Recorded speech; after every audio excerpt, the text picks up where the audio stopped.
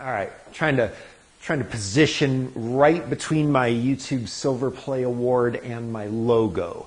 I think this is good. All right, guys, so if you are longtime viewers of the channel, you have seen a video in this format before, and you actually asked for more of this. And that is doing a video where I basically film what I do kind of on a typical day. And so what that means as far as the content is, what you're going to see that's different is instead of me thoroughly just conclusively doing a diagnostic on a car, being 100% certain on the call and showing all the possible ways that you could test parts or do the diagnostic, whether you've got a scan tool, whether you've just got a digital voltometer and a test light. Instead of showing all those possibilities, I'm going to do this so that I can act with the best speed in diagnosis and possibly maybe not even be 100% certain and kind of do a little risk-reward weighting so that, like, if I am 85% certain that a $35 part is going to fix it, I'm just going to call it quits. We go get the part, throw it in there. If the part works, great, we move on. If it doesn't work, then of course I have to swallow that risk. If I don't thoroughly diagnose a car 100% and I kind of take a little bit of a guess, I must take the risk of that guess, not the customer. So that's how we're going to do this today. We're not going to thoroughly go into how the systems work and things like that. And also, I'm not going to be very selective. Usually I'm very selective on videos, trying to bring really good material. If I get a car that comes in and it's got squealing rotors and it needs brakes, then I guess we'll do brakes on it, and probably won't really film all of that. But just the idea of this is just to kind of show you sort of the operations and not so much doing the diagnostics and everything.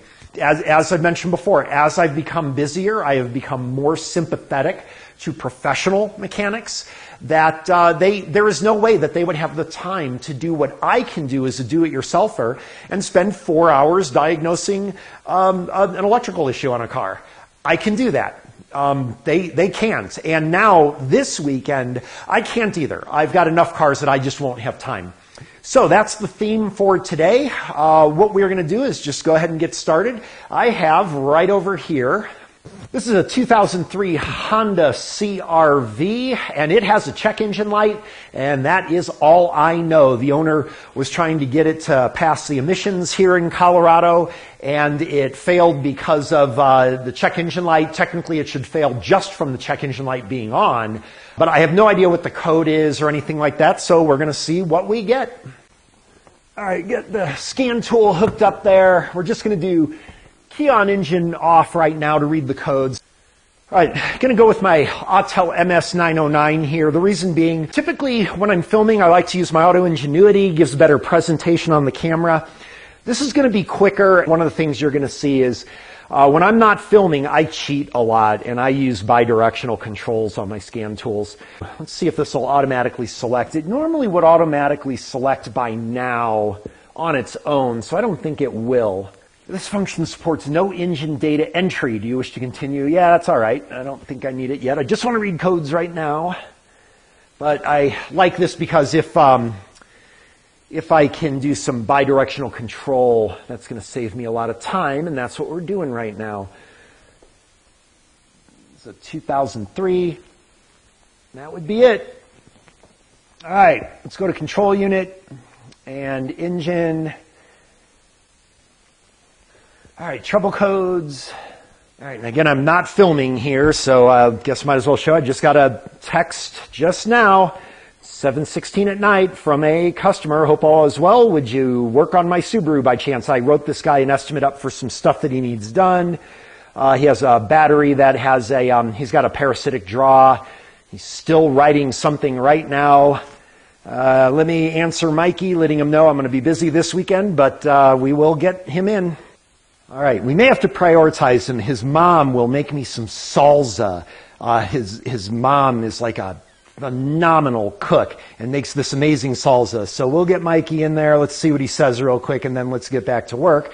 Because I'm a little bit worried because I'm not familiar with those codes. All right, no rush at all. Kind of figured you would be scheduled. All right.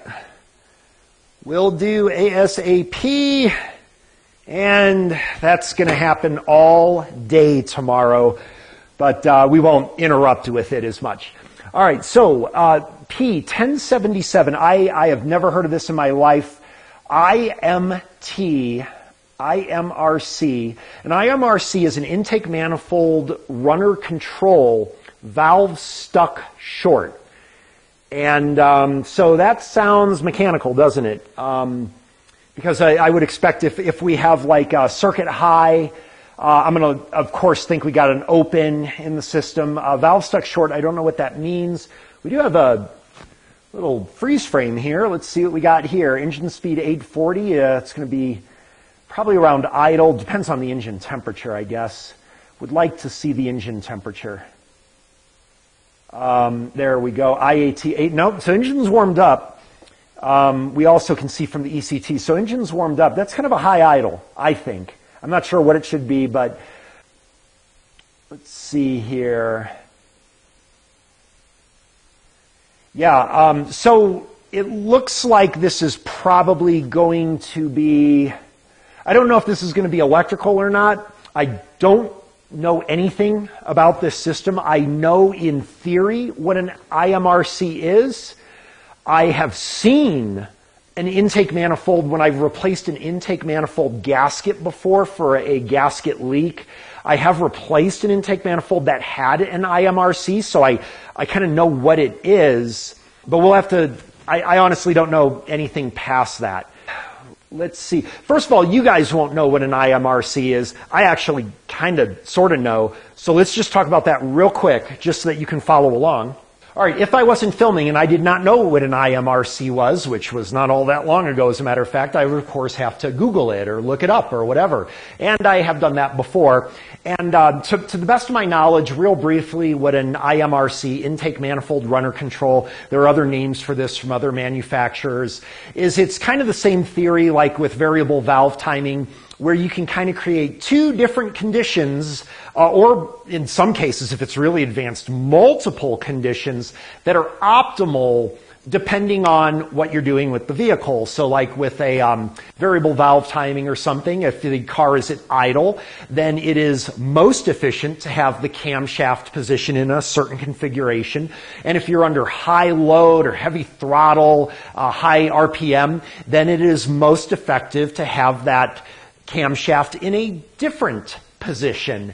And it will automatically adjust that based on the conditions the car is in to maintain that optimal condition. It's like having more than one camshaft for the car. Same thing with an IMRC. It's like having different intake manifolds that are optimal for different conditions. So what you're going to have is two sets of runners typically, and there may be some more complicated models, but typically you've got two sets of the intake runners. As you know, you'll have air runners going to each cylinder. And if you're at idle, the configuration of those runners, how long they are, how wide they are, the dimensions of the runners at idle will be awesome, I guess, but that may not be the best configuration if the car is under a heavy load or under high RPM. If the car is under, let's say, a heavy acceleration condition, well, then a different configuration with the intake manifold shape, maybe shorter, fatter runners might be more optimal in that event. And what the intake manifold has is a configuration where it has both, and there's a flap that will move between those configurations, and it will move so that if you're under really heavy high throttle, you channel the air through those optimal runners. If the car is at idle, flap moves back and you go through your kind of more efficient runners for idle. So it's like having two intake manifolds kind of. And what's happening here is I guess, based on that code, it sounds like the IMRC is the intake manifold runner control, whatever that flap is stuck in a position. And that's what it appears to be. That can be mechanical. That could be electrical. It depends on how that is controlled. At some point, there's an electrical control with it. So whether there's a direct electrical control where there is a motor that moves that flap into the right position, Or that I have seen before, you have a solenoid and that manifold is vacuum actuated. So you have a solenoid that applies vacuum to a device that moves that flap, or the solenoid closes, cutting off vacuum, flap falls back to its original position. I do not know what the design is on this car, but that's all I know about an IMRC. I believe the best way to do this is to first find the IMRC. It would help me to know at least how this configuration with it is, how it works, and even what it looks like. I actually don't even know what it looks like. All right, so what I'm looking for is something that looks like it would control the inside flap in an intake manifold. Here's our intake manifold. Kind of liking this guy right here. Let me get a light. All right, I'm going to say this is the actuator. There's a hose coming off the actuator going under this cover. I'm going to say this actuator is going to be vacuum controlled, most likely by a solenoid. There's an electrical connector here. Let me check your view because I'm pretty sure this is going to be the IMRC and I want to make sure you're seeing this. Electrical connector right here. So just by looking at this, even though I don't know very much about, oh yeah, this is definitely an IMRC. I can see that this mechanism goes to the intake manifold. There's also nothing else that I can see. Let me get this cover off because I also need to see where this vacuum hose goes. Well, I know where it's going to go. It's going to go to a solenoid. There's no question in my mind about that. That's going to go to a solenoid that will control the vacuum. I need to see where that solenoid is. The other thing is that there should be some kind of thing that would know the position of that inner flap for the runner control. And it looks like, I don't know where that is, but it's going to have something. Because one variable could be if it is moving, but it's not detecting movement. That would cause a check engine light that it's stuck in a position, right? It's not stuck in a position. It looks like it is because the movement isn't being detected. I don't know where that is right now, but this is the solenoid for it, I am sure. It is. I can see it. The hose goes right to this solenoid. We need to get this cover off. I just want to take a look. And I am losing a little bit of time here just because I'm not familiar with this system, and I need to at least have some familiarity with how it works so that I can diagnose it. All right. All right, we can give you a better view now, I think. Yeah, there it is. Okay, so this is our kind of mechanical part. This is our diaphragm that with vacuum would move whatever is inside this intake. This here is the solenoid that would put vacuum or remove vacuum to it. That solenoid should have another hose on it, and it's underneath it. Another variable would be if the solenoid works, but the vacuum hose is compromised and has a leak or something, so it's trying to apply vacuum, but it cannot because there's a leak. That would have this thing stick in its position. So there's a few variables here. I believe I understand how this works. The question now is how to test it. So the first thing is let's see what kind of data we can get off of this. And actually, here's a better way. I'll bet on my scan tool, I'll bet I have a bidirectional control where I can just turn that solenoid on and off, and we'll see how it responds to my commanding that solenoid on and off. Let's try that. Ooh, wait a minute, look at this. IMRC test. I'm kind of liking that. I don't know what it does, but I like that. That's what we got. We're going to go there. All right, and let's see. This activates the IMT valve. Well, that is exactly what I want.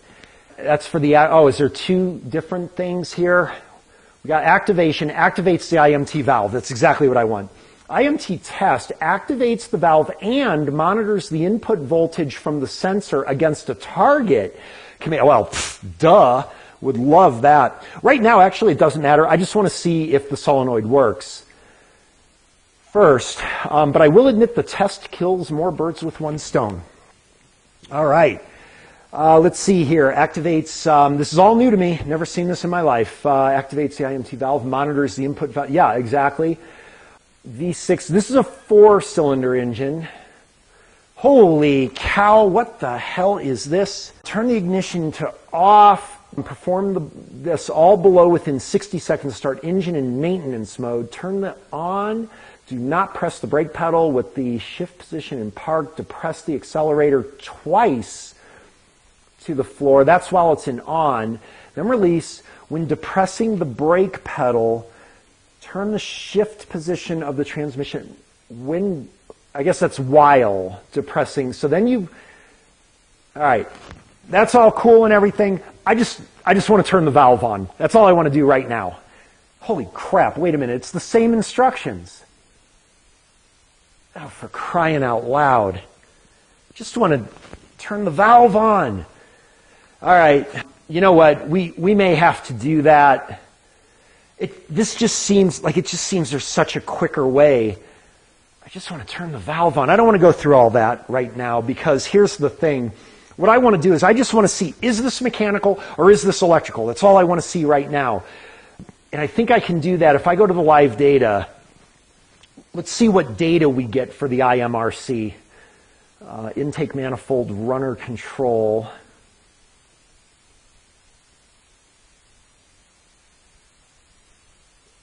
There it is right there. Okay, so there's our data. We've got this is the position sensor. I was saying it has something that will tell the position of that flap.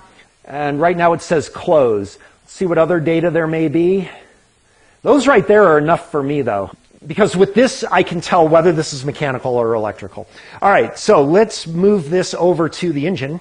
All right, let's zero in on just those two right there. This is going to be pretty simple. If this valve, if the mechanical portion of this system works, if I apply vacuum to this hose like the solenoid would, we're going to see the voltage change. That's all I need to know that the mechanical part is working. So again, I am not filming here, so I'm just going to suck on the hose. Can't see the scan tool while I do it. Let me just grab a hose real quick. Right on there. Now let's try it. All right, yep, as we can see, it totally changes position. We know this is not a position sensor issue. We know this is not a mechanical issue. We know this isn't a diaphragm issue in this mechanism. This is going to be a bad solenoid. Pretty sure. The only possibilities we have are electrical command to the solenoid, some electrical issue to the solenoid, a bad solenoid, or a vacuum compromise where there's a hole in the vacuum lines. There's not one in this line, but there may be a hole in the vacuum line going to the solenoid where we never get vacuum to this. Those are our only three variables. The most likely by far, that would be a bad solenoid, I believe. Let's just check the solenoid real quick. What I want to do is just check the electrical to this solenoid. All right, unplug the solenoid. I'm going to try to just command the solenoid manually. What I want to do is I want to try to put 12 volts to this solenoid, see if I can activate it. If I cannot, I am done. I'm going to call a bad solenoid on this. I'm not even going to worry about the vacuum hose because I would inspect that when I replace this solenoid anyway. Oh, it needs it anyway. I'm not saying I replace it. I'm just saying that would give me a look to check that there's vacuum there when I remove this. Let's just put 12 volts here and maybe we can make this call 100% certain right now. Let's see, I'm going to say that this guy on the left is going to be a ground. The one on the right is going to be power. Although it actually won't really matter. It'll work either way. Going on the solenoid like this, I'm not afraid of like blowing the PCM. If I was going to do anything where I put voltage into this wire, yeah, I would pull a wire diagram. All right, let's go on here. Solenoid seems to work. All right, so does it though? So what I want to do now is the inverse of this. Let me get another hose. Another hose, put it on there. and then activate it as I blow through this hose, see if the solenoid will allow vacuum through it. Well, now wait a minute, there's a problem here. And that is I can already blow through the solenoid. So it better default to open or this solenoid's bad. Yeah, I can totally blow through the solenoid, no problem. Maybe you can hear that. Now we're going to put power to it to close it. Like that. Still blow through it. It makes absolutely no difference. I'm done. This solenoid's bad. It's always open no matter what. Freaking flow charts. All right, now the only thing with this is, yeah, I know. If this was the regular video, I would, of course, check the electrical. Maybe we also have an electrical problem. Sure, of course. But again, the odds of that. We have an electrical problem and the solenoid has failed. It's possible, but here's what I'm going to do. I'm going to call up my friends at O'Reilly's. I'm going to find out how much that solenoid is. If the solenoid is like $30 or so, we're going to put the solenoid in. I'm just going to get the solenoid, put it in. If it still doesn't work, okay, well, that's okay because I know for a fact that that solenoid is bad. It makes no difference whatsoever whether you apply voltage to it or not. It's leaking. So I'm covered on that anyway. The customer needs a solenoid. If there's another problem, then I would go fix it. Now, if that solenoid seemed to work and I put a new one in anyway, well, then I would swallow it. Then I would say, well, I owe you for the solenoid because I couldn't find anything else wrong and it says it's a solenoid code, so I'm going to change it. Yeah, then I have to take that risk. This car needs a solenoid. It may also need something else. But here's the thing, though. I also want to make sure, again, I need to be the one that takes the risk, not the customer. I cannot have where the customer gets the car back and then they get the check engine light back on and it's the same code because I took a shortcut and overlooked something. So what I need to do is I need to make sure I'll take the loss if I waste money on a solenoid. But what I need to make sure I do is send the car back repaired, whether or not I had to swallow something on it. I still have to return the car repaired and know 100% that this car ain't coming back. You see the difference there? There's a difference there. In order to do that, what do I have to do? You guys, I hope, know. I have to draw a baseline. I have to see the problem happening, and then I have to see that it no longer happens after I do my fix. So right now we have not done that. So what I need to do is I'm going to connect this back up. And we're going to run the engine, and I'm going to see what the data is with the failure of that solenoid in its condition. Then after I replace the solenoid, I will be able to see the difference that now it works. Now I'm confident I can give the car back. So let's go ahead and do that real quick. All right, see, this is the difference with how I do it. Is this car, yeah, I may lose money if I make a wrong diagnosis or whatever, but this car ain't coming back. All right, plug that in, plug our line back in. Let me move everything away from the front of the engine. And let's take the scan tool with us in the car and take a look at this. All right, let's set that up here and let's start the car. So if I increase the RPMs, we get it to open. Now that is a command, I believe. That's a command.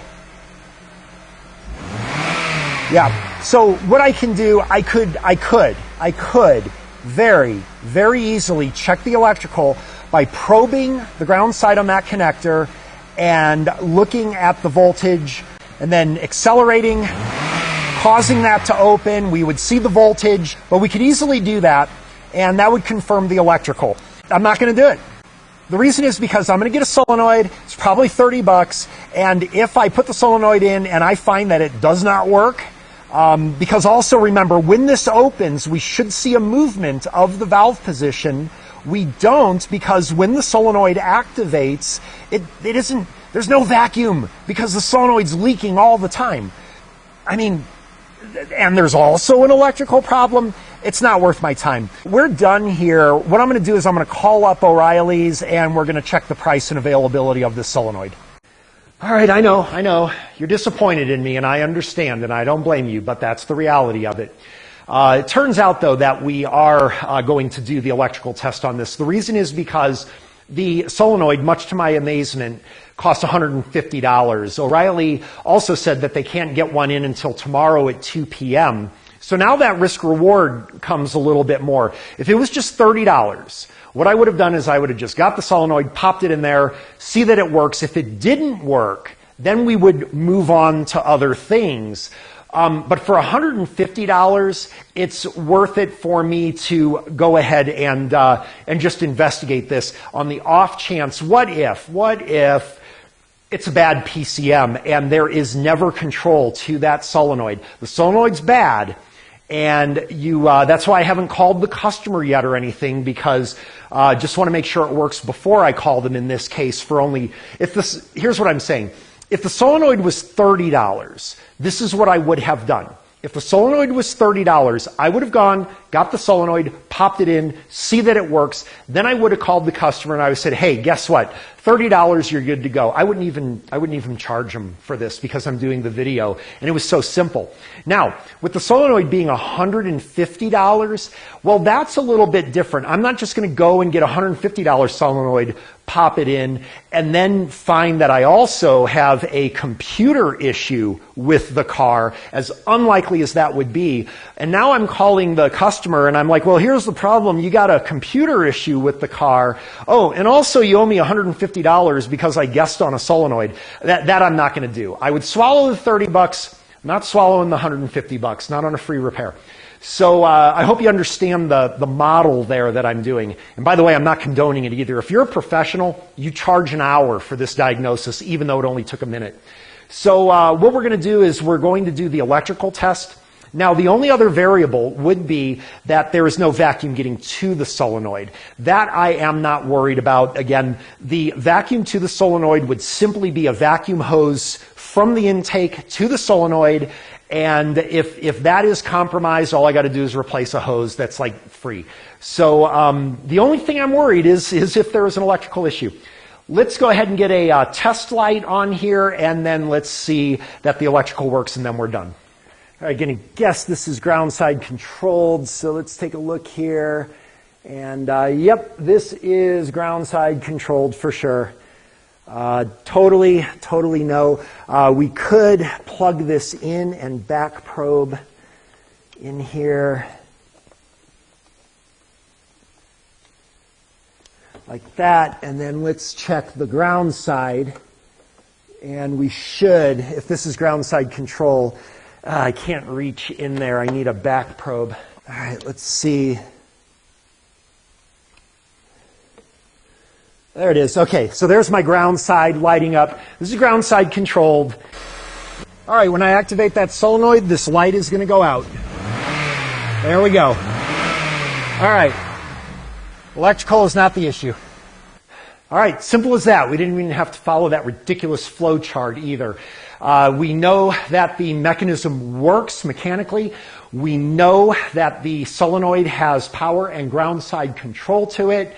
We're not worried about vacuum to the solenoid. If it doesn't have it, that's an easy fix anyway. We know the solenoid leaks. It doesn't make any difference whether that solenoid has the power to it or not. It leaks the same either way. That solenoid is the only problem. This is 100% diagnosis in this case. So, well, strike that. It's a 99.99% diagnosis. There's also the possibility it has a vacuum issue to the solenoid, but that's irrelevant because that's not something that would have an expense to it.